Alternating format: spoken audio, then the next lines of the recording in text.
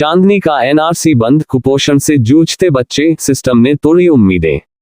छत्तीसगढ़ के सूरजपुर जिले के सुदूर आदिवासी अंचल चांदनी क्षेत्र में स्थापित पोषण पुनर्वास केंद्र एनआरसी बिहारपुर अब सरकारी लापरवाही, भ्रष्टाचार और राजनीतिक उपेक्षा का शिकार हो चुका है।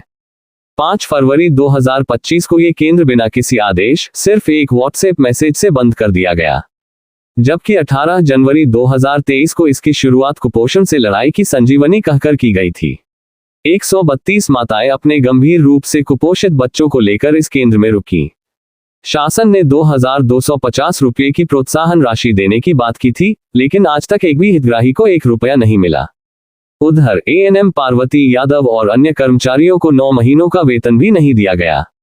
कर्मचारी तुलेश्वर जायसवाल ने भ्रष्टाचार और लापरवाही की ओर इशारा करते हुए मुख्यमंत्री जनदर्शन और सोशल मीडिया के जरिए आवाज उठाई।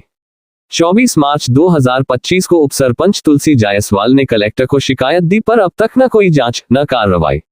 और सबसे बड़ा सवाल, बैजनपाट, लुल, भूड़ा जैसे गांव क्या अब सिर्फ प्रशासनिक अफसरों के पदभार ग्रहण के फोटोशूट और दौरे की औपचारिकता तक सीमित रह गए हैं? दौरे होते हैं, प्रचार होता है, पर जमीनी सुधार शून्य।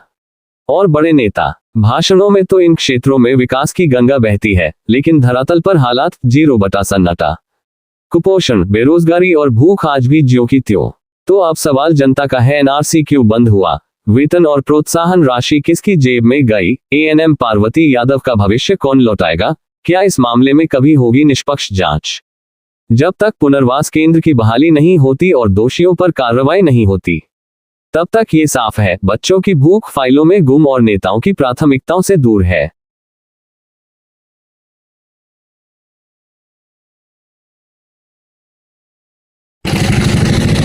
मेरा नाम कन्यावती जायसवाल, मेरे बच्चों का नाम लभ्यांश जायसवाल। मैं एनआरसी में 15 दिन तक एडमिट थी। 2250 पैसा आने के था, नहीं आया। और आप जब भी जाती हैं क्या बोलते हैं वहाँ के अधिकारी? मैं जब भी जाती हूँ तो बोलती हूँ, तो बोलते हैं कि आएगा पैसा, लेकिन अभी तक नहीं आया। अभी तक पैसा नहीं आया। 15 दिन। अच्छा, क्या बोला गया था? पैसा मिलेगा, अभी तक नहीं मिला। ठीक। मेरा नाम प्रीति जायसवाल है, मेरे बच्चे का नाम आकृति जायसवाल है। मेरा अभी तक 2250 रुपया पैसा नहीं मिला है। 15 दिन तक भर्ती थी। क्या बोलते हैं अधिकारी लोग? अभी तो नहीं आया ही नहीं है पैसा। ठीक। मेरा नाम पार्वती यादव है। मैं पोषण पुनर्वास केंद्र बिहारपुर में जनवरी 2023 में एनएम के पद में नियुक्ति हुई थी।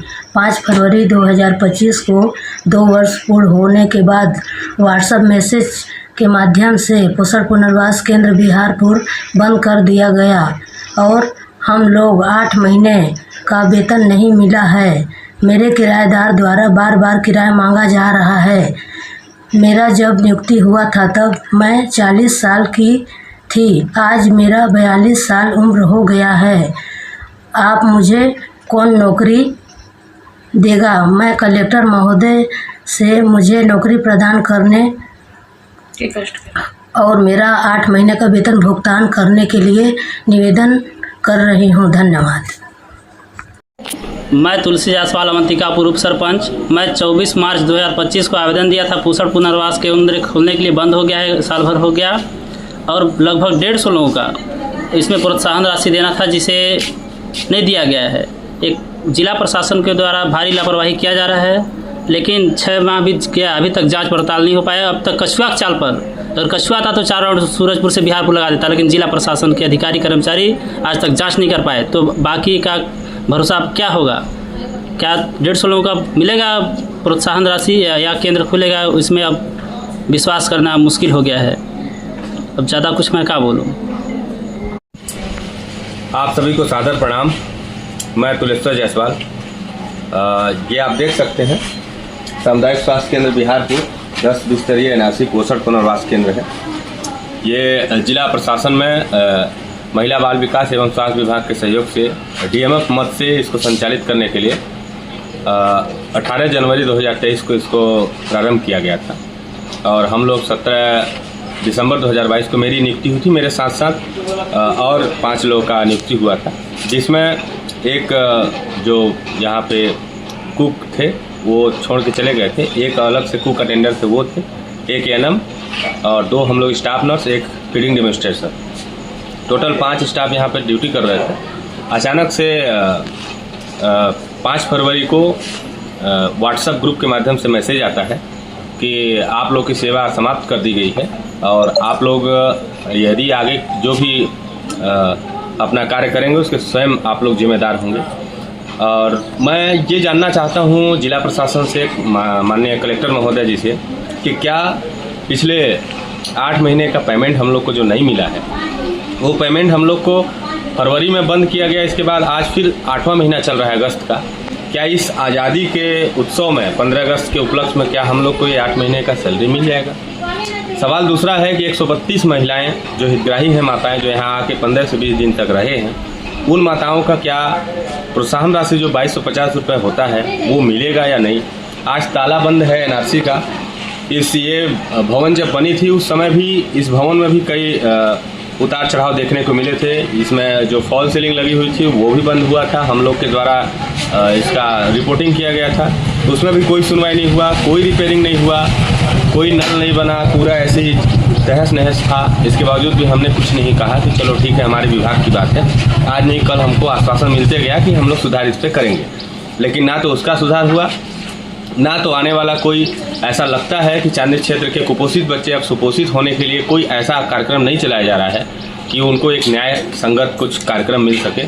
और मैं माननीय कलेक्टर महोदय जी से भी गुजारिश करूंगा और क्षेत्र की विधायिका एवं महिला बाल विकास मंत्री श्रीमती लक्ष्मी राजवाड़ी जी से भी अपील करूंगा कि वो इस पर थोड़ा पहल करें और चांदनी क्षेत्र बैजनपाट लूल जैसे बहुत ही दुर्गम ग्रामीण जो हमारे हैं उनके लिए ये सुविधा बहुत ही संजीवनी का काम कर रहा था। उनके लिए भी कोई अभी किसी भी प्रकार का कोई कार्यक्रम नहीं दिख रहा है जिसके माध्यम से उनको सुपोषित किया जाए।